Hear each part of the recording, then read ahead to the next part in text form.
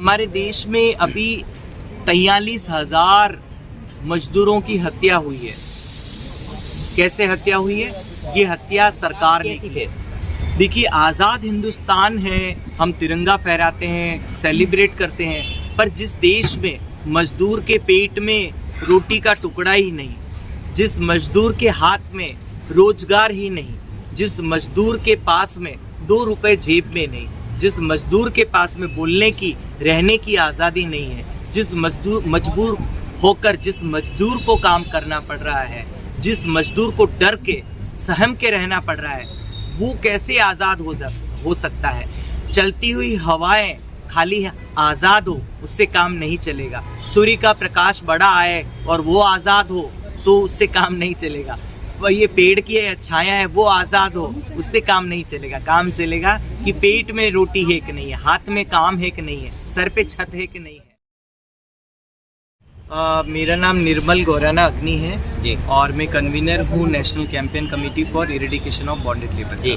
क्या मुद्दा है आज जो जनसंख्या इतनी सारी आई हुई है यहाँ पर, काफ़ी प्रवासी मजदूर आए, क्या मुद्दा लेकर आज जंतर मंतर आए यहाँ पर? देखिए, तमाम खेतीहर मजदूर हैं और प्रवासी मजदूर हैं, और प्रवासी मजदूर में भी बंधुआ मजदूर हैं। बंधुआ मजदूर इस देश का सबसे अंतिम व्यक्ति है। इस देश की जो पायदान है, जिसमें अंतिम से अंतिम व्यक्ति अगर कहा जाता है तो वो बंधुआ व्यक्ति है। बंधुआ कौन है? वो व्यक्ति जिसे राज्य द्वारा तय की गई न्यूनतम मजदूरी नहीं मिलती है, वो व्यक्ति जिसको एडवांस देके काम करवाया जाता है, वो व्यक्ति जिसके आने जाने पर स्वतंत्रता न हो, वो व्यक्ति जिसके आने जाने पर रोक टोक हो, वो व्यक्ति जो काम तो कर रहा है पर काम का दाम उसको नहीं मिल रहा है। ऐसे मजदूरों को जिनसे जबरन काम करवाया जा रहा है, इनमें से अगर एक भी परिस्थिति अगर मिलती है किसी मजदूर की ज़िंदगी में, काम की परिस्थितियों में, तो उसको बंधुआ माना जाता है। ये बंधुआ की जो परिभाषा है, ये परिभाषा मैंने अपने मन से नहीं दी। ये देश में bonded labour system abolition act 1976 बना हुआ है, और देश में सुप्रीम कोर्ट का एक हिस्टोरिकल जजमेंट है जिसको बंधुआ Mukti Morcha versus union of India और PUDR versus union of India के नाम से जाना जाता है। इन तीनों को, इन दोनों सुप्रीम कोर्ट के जजमेंट को और साथ में बंधुआ मजदूरी कानून को मिला दें तो सीधा सीधा कहें कि आधी अधूरी मजदूरी मिलना, जबरन काम करवा लेना और किसी मजदूरों को एडवांस देके काम करवाना, ये बंधुआ मजदूरी है। आज आज़ाद भारत है, ये गुलामी कैसी फिर? देखिए, आज़ाद हिंदुस्तान है, हम तिरंगा फहराते हैं, सेलिब्रेट करते हैं, पर जिस देश में मजदूर के पेट में रोटी का टुकड़ा ही नहीं, जिस मजदूर के हाथ में रोजगार ही नहीं, जिस मजदूर के पास में 2 रुपए जेब में नहीं, जिस मजदूर के पास में बोलने की, रहने की आज़ादी नहीं है, जिस मजबूर होकर जिस मजदूर को काम करना पड़ रहा है, जिस मजदूर को डर के सहम के रहना पड़ रहा है, वो कैसे आज़ाद हो सकता है? चलती हुई हवाएं खाली आज़ाद हो, उससे काम नहीं चलेगा। सूर्य का प्रकाश बड़ा आए और वो आज़ाद हो तो उससे काम नहीं चलेगा।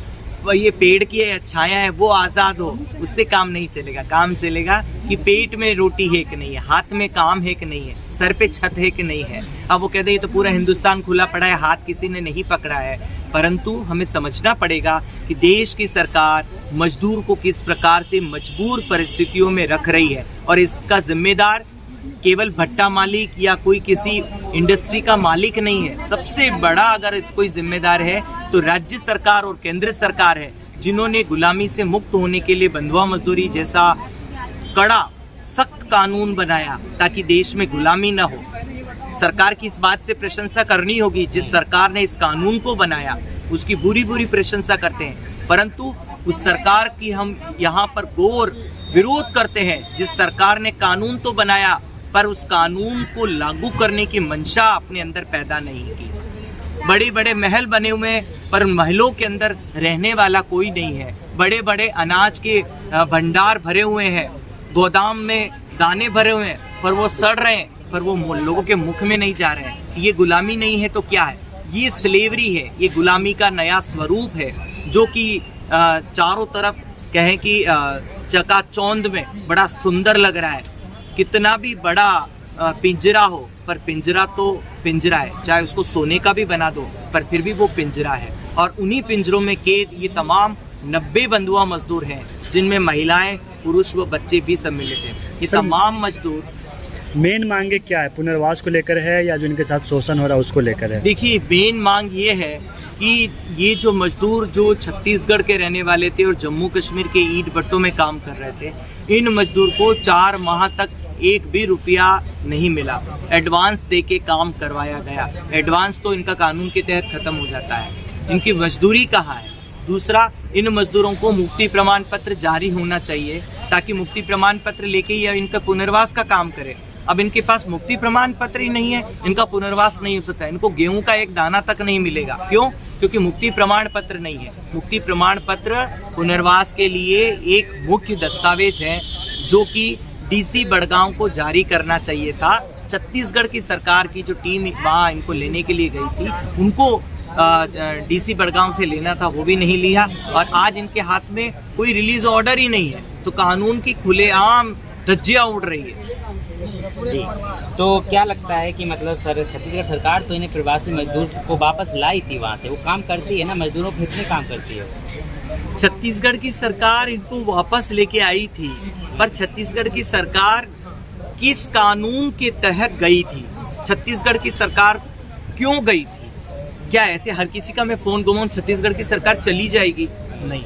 देश में अगर किसी भी योजना का लाभ अगर दिया जाता है तो कोई भी मंत्री, प्रधानमंत्री, संतरी तंत्री अपनी पॉकेट से नहीं करता है। 1 रुपए का भी खर्चा करता है तो किसी योजना के तहत करता है। कहीं न कहीं तो कोई योजना होगी इन मजदूरों के लिए, तभी छत्तीसगढ़ की सरकार गई। छत्तीसगढ़ की सरकार गई तो क्या छत्तीसगढ़ की सरकार ने कोई रिपोर्ट दी, कोई एक्नॉलेजमेंट दिया, कोई उन्होंने बताया कि क्या रहा? जम्मू कश्मीर के पास हमने शिकायत फाइल की, बड़गांव डीसी के पास, क्या उन्होंने कोई रिलीज ऑर्डर बनाया कि ये बंधुआ है या नहीं है? खाली मुझसे बोल दिया आओ और जाओ। तो यहाँ इन आला अधिकारियों की और इन राजनीतिक अधिकारियों की और सरकारों का जबरन जो माहौल चल रहा है कि वो अपनी मर्जी से बोलते कि बंधुआ है और नहीं है, तो ऐसा कतई नहीं चलने वाला। कानून बना हुआ, कानून में सारी बातें स्पष्ट रूप से लिखी हुई है। कानून के अनुसार उनको चलना होगा और वो नहीं चलेंगे, हम कोर्ट पहुंचकर उनको कानून के अनुसार चलाकर दम लेंगे। अच्छा बताइए, आप तो जम्मू कश्मीर या छत्तीसगढ़ में पुनर्वास की मांग कर रहे हैं, लेकिन जिस तरह से जम्मू कश्मीर में मजदूरों की हत्या हो रही है उसको लेकर फिर क्या? देखिए, जम्मू कश्मीर में जो मजदूरों की हत्या हुई उसको लेके क्या का मतलब क्या है, क्या पूछना चाहते हैं? जैसे आप क्या उनके लेकर कोई मांग कर रहे हैं सरकार से, या उनको लेकर प्रोटेस्ट करेंगे, उनके लेकर आप क्या कर रहे हैं सर? बिल्कुल, हमारे देश में अभी 43,000 मजदूरों की हत्या हुई है। कैसे हत्या हुई है? ये हत्या सरकार ने की है। 43,000 मजदूरों ने आत्महत्याएं की है। उनको आत्महत्या के लिए मजबूर किसने किया? उनको मजबूर किया है देश की सरकारों ने। क्यों किया? रोटी कपड़ा मकान रोजगार नहीं दोगे तो लोग क्या करेंगे? शर्म के मारे, भूखमरी के मारे क्या करेंगे? जाके अपनी जीवन को समाप्त करेंगे। मुफ्त में राशन तो दे रहे हैं, मुफ्त में राशन कहाँ दे रहे हैं? मुफ्त में राशन जहाँ पर राशन दे रहे हैं वहाँ पे अब राशन बंद होने शुरू हो गए हैं। धीरे धीरे सारी सरकारों ने अपने सारे नकाब खोल दिए हैं। पहले वो वही कह रही थी कि हम आपको डबल देंगे, और अब वो आ गई है खत्म करने पर। कौन सी सरकार है? दिल्ली की सरकार के भी पसीने छूटने लग गए हैं।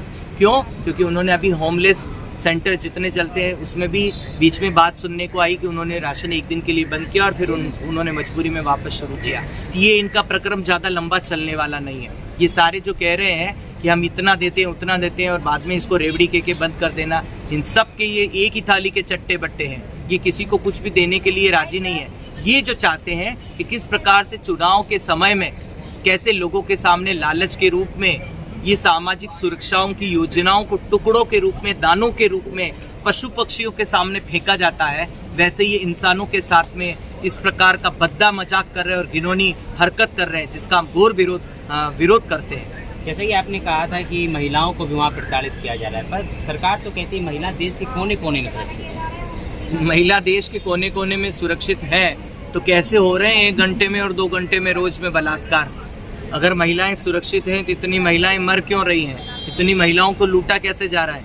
कितने मामले डोमेस्टिक वायलेंस के रजिस्टर हो रहे हैं? ये आंकड़े अगर उठा के देख लें तो अपने आप ही पता लग जाएगा कि कितना भूत पानी के अंदर और कितना बाहर है। तो ये जितने आंकड़े दिए जा रहे हैं, ये केवल आंकड़े सुनकर, हम पढ़े लिखे लोग भी आंकड़े पढ़कर लगता है इतने लाख लोगों को घर मिला, इतने लाख महिलाओं को जो सुरक्षा मिल गई है, ये आंकड़े पढ़ कर हम भटक जाते हैं। पर ये आंकड़े कितने जमीन के ऊपर सत्यता से खड़े हुए अडिग नज़र आ रहे हैं, ये भी हमको समझने की ज़रूरत है कि वैज्ञानिक तर्क लेते हुए हमको केवल कोई बोल दे, मीडिया पे कुछ कह दे और हम उसको बात सुनकर हम अपना एक जजमेंट बना लें, ये पूरी तरीके से गलत है। जी जैसे कि जैसे कोरोना काल की आपात स्थिति में भी माननीय जो है मोदी जी ने भी कहा था कि हम सबको घर घर पहुंचा रहे हैं, घर घर राशन दे रहे हैं। उस स्थिति में जो मजदूरों के साथ बराबर खड़े रहे हैं, तो लोग धन्यवाद उन्हें बोल रहे हैं और आप कह रहे हैं कि मजदूरों की सरकार नहीं है ये। देखिए, वो कह रहे हैं कि हम तो राशन दे रहे हैं और धन्यवाद दे रहे हैं। वो धन्यवाद देते हुए मीडिया पर और चैनल पर आप जितने भी लोगों को देखते हैं, मैं फिर से वही बात कह रहा हूँ कि सब्सिडी की बात आ जाए, चाहे और किसी की भी बात आ जाए, जो आपको बड़े बड़े प्रमाण पत्र देते हुए, चेक देते हुए जिनके फ़ोटो खिंचवाए जाते हैं, 2 दिन बाद वही मीडिया उनका फ़ोटो पब्लिश करती हुई नज़र आती है कि जिस महिलाओं को आपने गैस की सब्सिडी दी या जिसको जो भी आपने मदद किया, वो व्यक्ति किस प्रकार से यहाँ पर आया और उसके पास में उसको कोई भी लाभ नहीं मिला। ये तमाम मजदूर जो थे, ये जितने मजदूर बैठे हुए हैं, इनको कौन सा लाभ मिला है?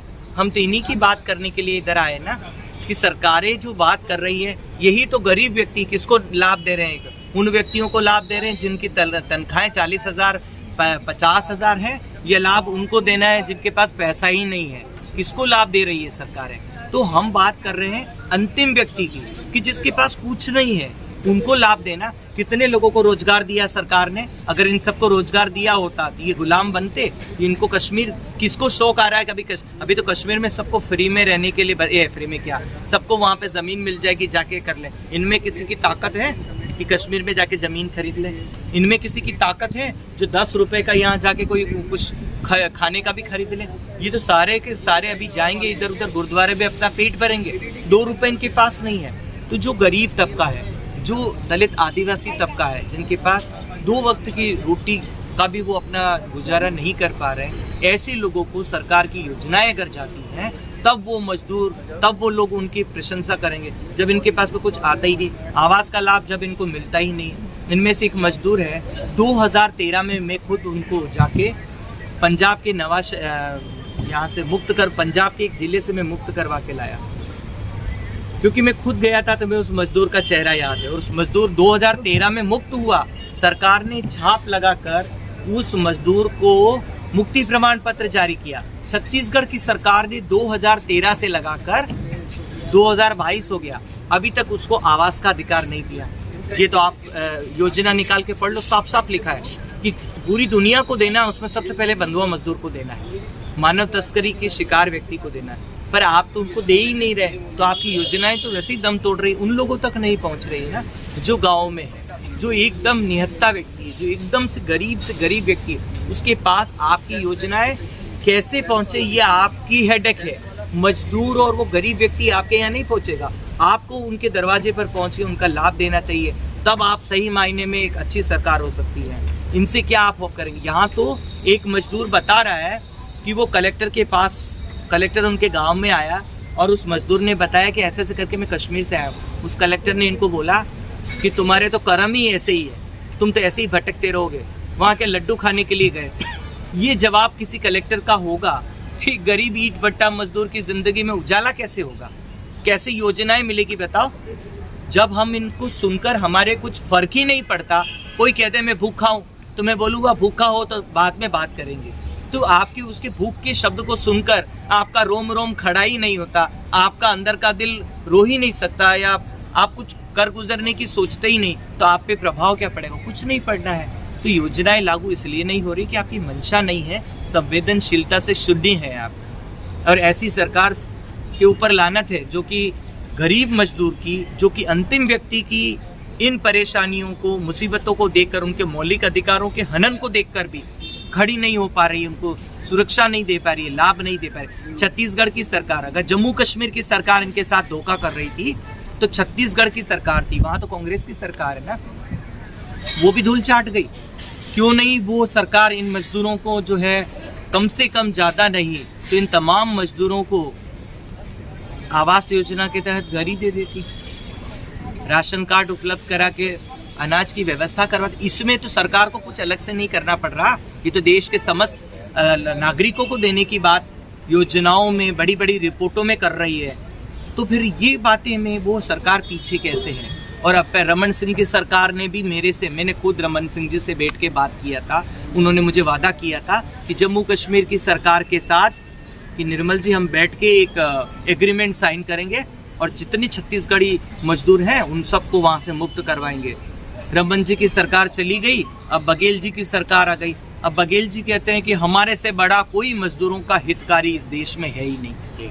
तो मजदूर, छत्तीसगढ़ का मजदूर यहाँ जंतर मंतर की सड़क पे रो रहा है, पर भूपेश बघेल साहब खाली स्टेटमेंट जारी कर रहे हैं, कुछ भी नहीं कर रहे हैं। तो हम तमाम लोगों को इसके बारे में सोचने की ज़रूरत है कि किस प्रकार से सरकारें जो है अपनी जिम्मेदारियों से भाग रही है और चुनाव के दौर में खाली अपने पर्चे छाप रही है। इन तमाम मजदूरों को मुक्ति प्रमाण पत्र जारी करें, उनका उचित पुनर्वास करें, यही मांग लेकर हम यहाँ पर आए हैं। और अगर सुनवाई नहीं होती है हम सुप्रीम कोर्ट की तरफ कूच करेंगे, मूव करेंगे और सुप्रीम कोर्ट से न्याय की आशा करें।